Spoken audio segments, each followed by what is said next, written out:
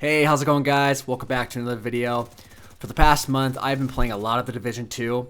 Now, when I say a lot, I really mean as much as I can make time for. I am very busy right now with school, work, making these videos, and watching Game of Thrones. It has taken me a while to get through these games, but I'm doing my best. So, for today's video, I'm just going to go over my thoughts and impressions of the game so far. I plan on doing a full review once I finish the game. I'm about 20 hours in, and am currently level 15.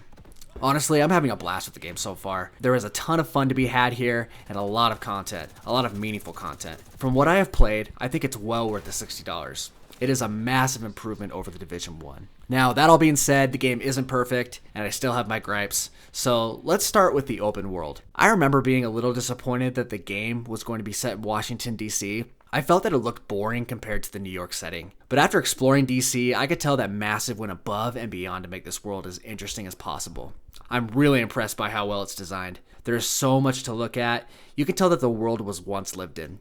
You can see the chaos the city must have been in when the virus broke out.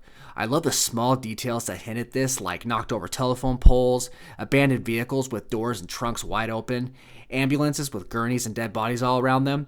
You can tell that crap basically hit the fan at one point. The world is obviously empty, but it feels so alive.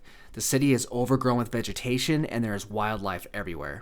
Ubisoft games are famous for the incredible amount of detail in their worlds, and The Division 2 is no exception. Massive needs to be commended for their work. Also, I love how seamlessly you can get to missions and areas in the world. Everything is part of the world, and there are very little load screens. This is very cool.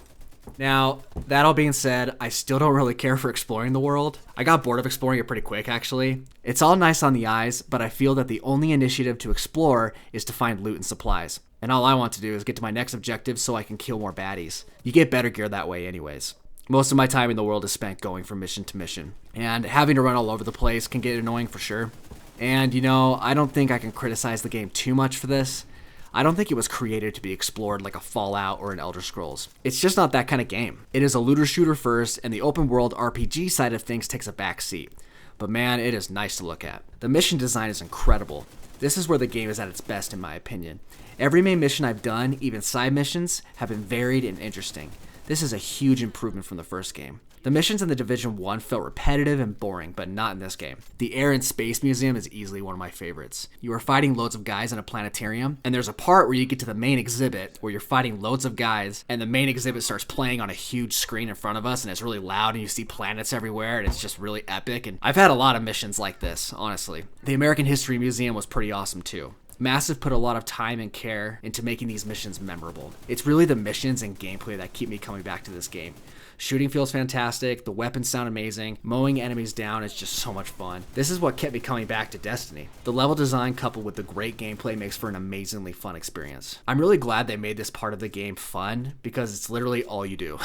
The game is very repetitive. At times, I do feel myself getting exhausted from doing the same thing over and over again, but I'm never playing long enough to where I get burnt out. If you were okay with doing the same thing over and over again in Destiny, I think you would like this game too.